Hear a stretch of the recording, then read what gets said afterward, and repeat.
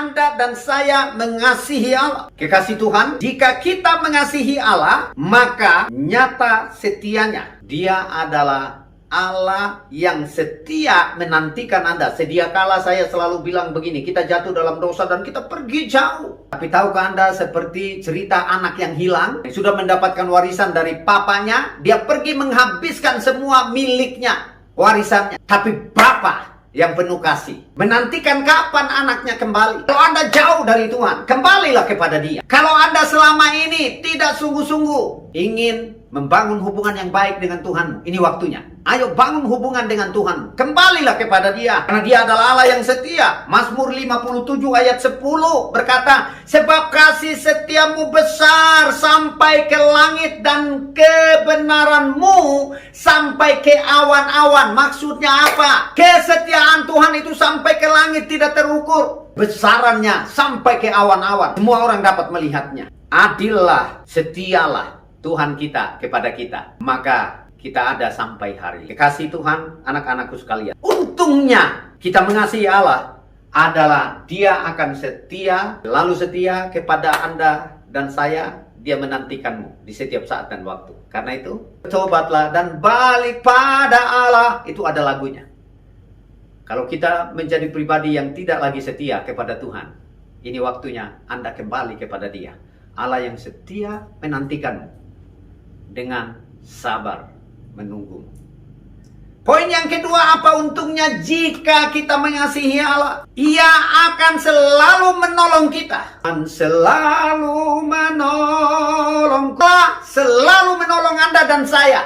Anda terjatuh, Anda akan ditolongnya. Anda tidak sadar lagi dan Anda meninggalkan Tuhan, Anda mau jatuh, Anda ditolongnya. Walaupun kadang Anda dibiarkan hampir tergeletak, tapi Anda tidak dibiarkan jatuh tergeletak. Itu pun ada pujian. Anda akan ditolong oleh Tuhan jika Anda mengasihi Dia. Itulah untungnya kita mengikut Tuhan, karena Dia akan selalu menolong kita. Mazmur 124 ayat yang ke-8, pertolongan kita adalah dalam nama Tuhan yang menjadikan langit dan bumi. Yesaya 31 ayat 1 berkata begini, dengar baik kekasih Tuhan, anak-anakku dimanapun engkau berada, celakalah orang-orang yang pergi ke Mesir minta pertolongan, yang mengandalkan kuda-kuda, yang percaya kepada keretanya yang begitu banyak, dan kepada pasukan berkuda yang begitu besar jumlahnya, tetapi tidak memandang kepada yang Maha Kudus, Allah Israel, dan tidak mencari Tuhan. Jelas, berbicara tentang Mesir itu adalah berbicara tentang dunia ini. Pengandalan akan dunia ini akan membuat Anda jauh dari Tuhan. Itulah sebabnya firman Tuhan berkata,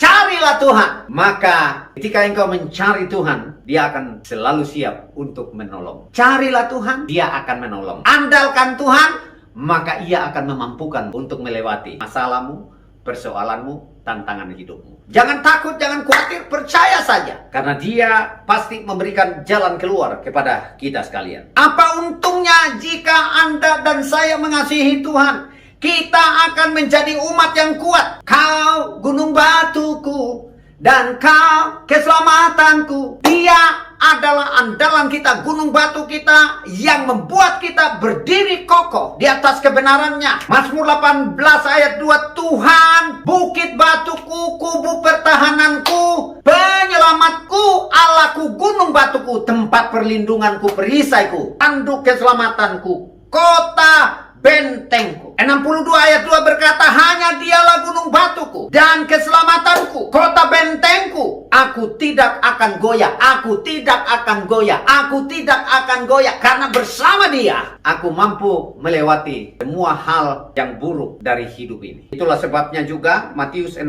ayat 18 berkata, dan aku pun berkata kepadamu, engkau adalah Petrus, dan di atas batu karang ini aku akan mendirikan jemaatku, dan alam maut tidak akan menguasainya. Petrus, batu karang. Kalau bicara tentang Petrus, dia adalah murid Tuhan bicara tentang murid Tuhan, pengikut Kristus adalah Anda dan saya. Di atas diri inilah, di atas hidup inilah dibangun sebuah gereja yang hidup. Bukankah tubuh ini adalah tempat berdiamnya Roh Kudus? Maka kalau tubuh ini hidup, ini adalah tempat berdiam bertahtanya Roh Kudus, mestinya kita menyatakan bahwa seperti yang sudah dikatakan oleh Tuhan, di atas batu karang ini aku mendirikan umatku, jemaatku, dan alam maut tidak akan menguasainya. Artinya begini, Anda dan saya mestinya tidak akan tergoyahkan oleh kondisi situasi apapun yang sedang terjadi hari-hari. Makanya saya selalu bilang, jangan takut, jangan khawatir. Ayo tetap andalkan Tuhan. Total surrender to Him,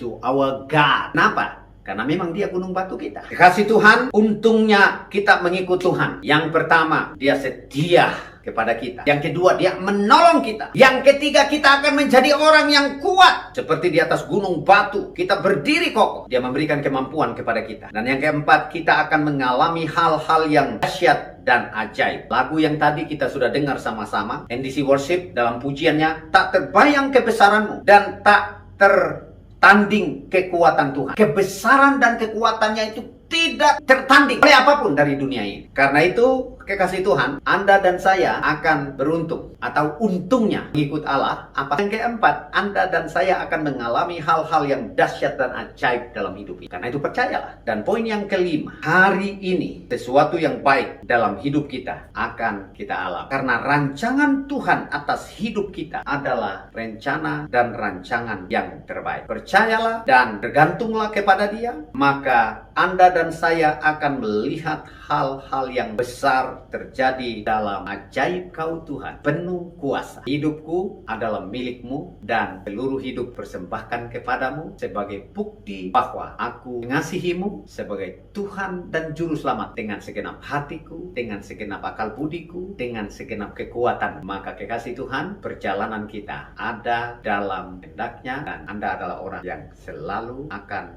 diberkati oleh Tuhan.